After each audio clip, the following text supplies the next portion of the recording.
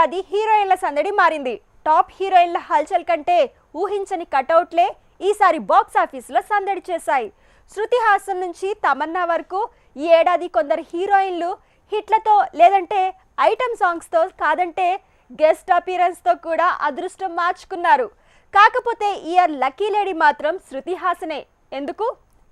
వీరసింహారెడ్డి అంటూ బాలయ్యతో చిందేసిన శృతి హాసన్ అదే సమయంలో చిరుతో వాల్తేరు వీరయ్య మూవీ చేసింది. అలా ఈ ఏడాది ఒకేసారి 2 హిట్లతో రిబ్బన్ కట్ చేసి విచిత్రంగా సలార్తో హ్యాపీ ఎండింగ్ ని రీసౌండ్ వచ్చేలా చేసింది. నిజం చెప్పాలంటే ఈ ఏడాది మోస్ట్ లక్కీయెస్ట్ హీరోయిన్ శృతి హాసనే.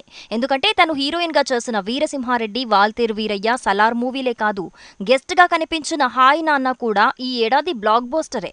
ఇలా 4 బ్లాక్ బస్టర్లతో తను బాక్సాఫీస్ ని షేక్ చేస్తే ఒకే ఒక్క సాలిడ్ హిట్ తో ఈ ఏడాదినే షేక్ యానిమల్ మూవీ ఈ ఏడాది బిగ్గెస్ట్ ఫ్లాప్ అనేంతగా మొదటి రోజు నెగిటివ్ టాక్ వచ్చింది. క్రిటిక్స్ నుంచి భయంకరమైన విమర్శలొచ్చాయి. కానీ విచిత్రంగా రోజుకి కనీసం 50 కోట్ల చొప్పున రాబడుతూ 900 కోట్ల క్లబ్ లో చేరే ప్రయత్నం చేసింది ఈ మూవీ. నిజానికి డంకీ, సలార్, ఆక్వామ్యాన్ 2 మూవీలు వచ్చి థియేటర్స్ ని కబ్జా చేయకపోతే యానిమల్ మూవీ క్రిస్మస్ లోపే 1000 కోట్ల వసూళ్లు రాబట్టే అవకాశం ఉండేది. ఏదేమైనా ఈ ఒక్క మూవీతో నటిగానే కాదు, లక్కీ లేడీగా కూడా రష్మిక ఫేట్ మారిపోయింది. ఎలాగూ వచ్చే ఏడాది పుష్ప 2 రానుంది. తనకి ఏడాదికో పాన్ ఇండియా హిట్ కన్ఫర్మ్ అయింది. ఇక ఈ ఏడాది ఎలాంటి హిట్లు లేకున్నా లక్కీ లేడీగా ఫోకస్ అయింది తమన్నా.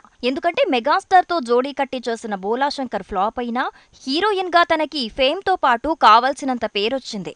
దానికి జైలర్ సాంగ్ కూడా అదనపు కారణం. తమన్నా ఓటీటీ ప్రయోగాలతో సహా బోలాశంకర్ వరకు ఈ ఏడాది హీరోయిన్ గా తనకి ఏదీ కలిసి రాలేదు. కానీ బోలాశంకర్ లో తన గ్లామర్ కి, అలానే జైలర్ ఐటమ్ సాంగ్ లో తన మెరుపులకి బానే మార్కులు పడ్డాయి. తనకి సాలిడ్ హిట్లు రాలేదన్న వెలితే కనిపించలేదు.